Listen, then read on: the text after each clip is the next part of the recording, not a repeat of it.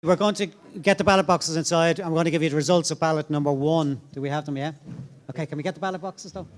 Yeah. Do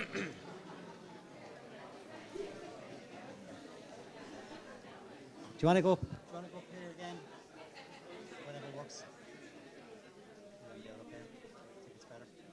Yeah, you can actually run it from up there.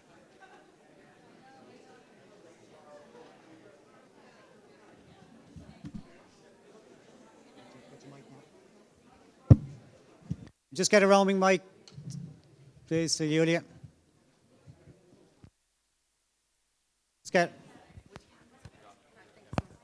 Hi, I just have a question which is related to earlier voting. So you know when we had the stage 1 and stage 2 votes, they were first passed by the person who had the most votes won, yeah? But why did that change when this went from the voting on the breakdown of the different drugs that resulted in a comprehensive health-led approach? If we stayed in the same process as the first 2 votes, legalization, would have been a clear winner that the most number 1 votes. There's 29 votes difference if there would be the same approach like when was the first one and the second one. There's 29 votes difference, like with the people who actually were wanted for legalization and regularization. I think 29 plus. Yeah, I think Kieran did clarify. I'm going to ask him again. He did clarify before we went into the ballot why we were using a single transferable vote for a complex vote across a range of issues. I'll ask Kieran to explain it again, but he did clarify it before we went into the vote. Yeah, there's a variety of different ways of counting votes where you've got a lot of people voting on a lot of different options or a number of options other than just yes, no. And the one that is recognised as the valid one, the preferred one for use in the state here is single transferable vote.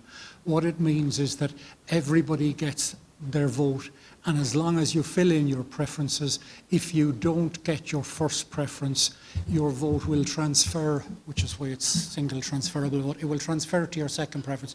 Your vote only ever counts once in one pile of votes. At the end, your vote will sit in one of the piles as they're counted, and at any stage, if any one option gets sufficient votes to mean that it can't be caught by all the rest combined, that particular one is considered to be the winner. In other words, it has exceeded the quota. In the case of particularly the vote on cannabis today, and the second one I think was the DMT, was it? Those two, neither of them was a clear winner right up to the end. The very last step, if we take the one on cannabis, we ended up with 2 particular options. One had 29 votes, one had 28, so it's very close. The next step in an election is you eliminate the bottom one. But if you've only 2 left and you eliminate the lowest, you've only 1 left anyway. So the one that remains is the consensus. That's the way that system works. It's the way we elect our president. It's the way we elect our TDs, our European Parliament members. Okay. So, apologies. I'm going to move forward with 2 things. I think that was actually explained very clearly. Okay, I'm going to do 2 things. I'm going to ask for the declaration of ballot paper number 1. I think you're nearly ready to go, right, Kieran? And for a distribution of the ballot papers for number 3 that we've already gone through. Sorry, my view is Kieran has explained it, started the process, and in great detail at the end of the ballot as well in terms of how it works, and that's my view. Sorry, is the whole in agreement with me that Kieran, as chair, explained it at the start of the process, during the process, and after the process? No, absolutely not. It was not explained very clearly. Okay.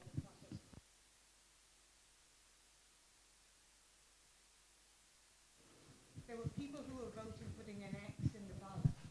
So for people who were voting with an X in the ballot rather than numbers, that demonstrates that it actually wasn't a very clear process. Now, I understood the process personally because I'm familiar with that type of voting, but there was an awful lot of confusion. There was, 12, 15, 18 people who said they weren't even familiar enough with the options.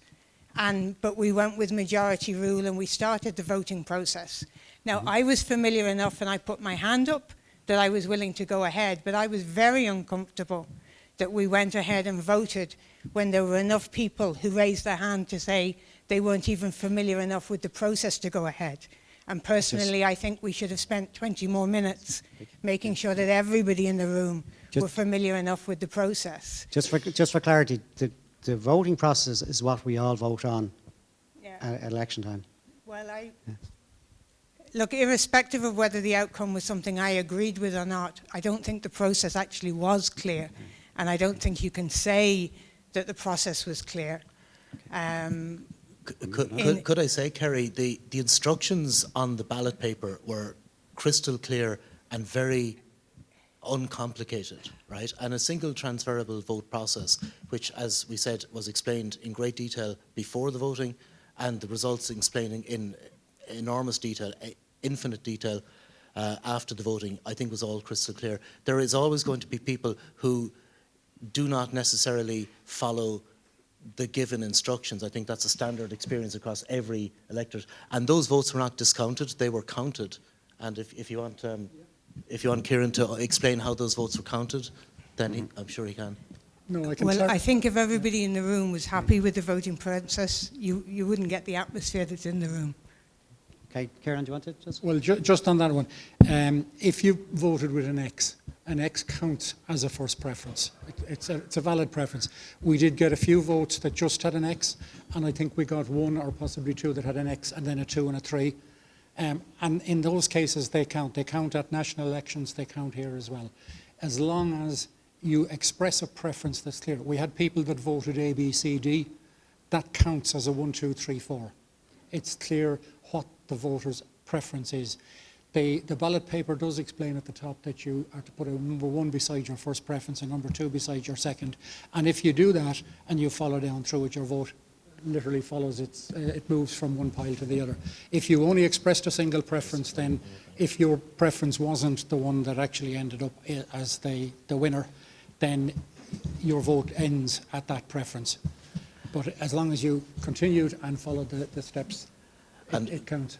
Could I just add that the single transferable vote mechanism that we've used for ballot paper 2 is one that has been used in previous citizens' assemblies when there has been a complex issue to be debated, and Kieran has been involved, for example, in the Citizens' Assembly on the 8th Amendment, the referendum, and that used a single transferable vote process as well. I think you described it as multiple options, Kieran.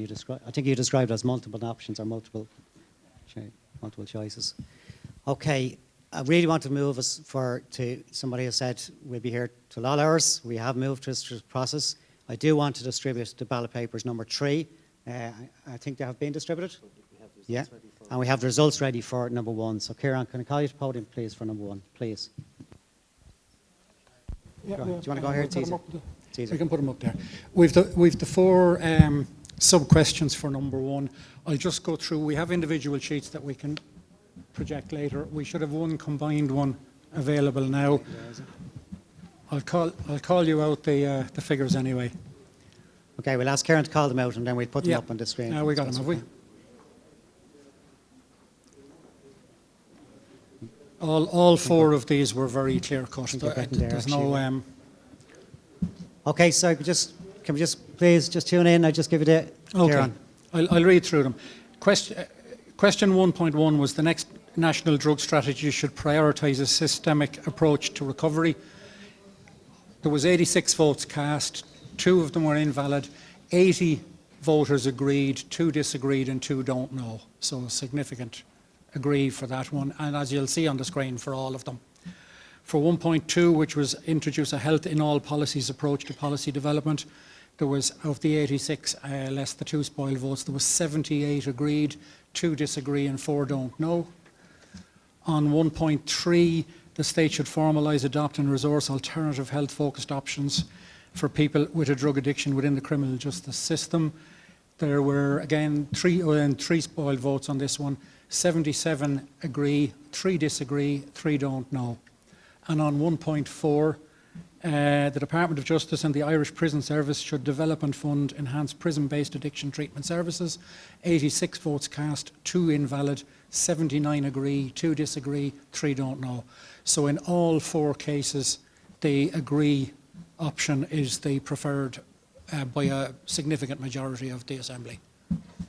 Okay, so I think fairly clear results, which will be part of our recommendations. You should have ballot paper number 3. And you're going to ask Jesse and Marcus. Don't vote just yet. We just want Jesse and Marcus to come up to us if we can and validate and seal the boxes. Have we got some seals, Ryan, or whatever? Jerome? We've got Can some we get seals. Seals for the ballot boxes.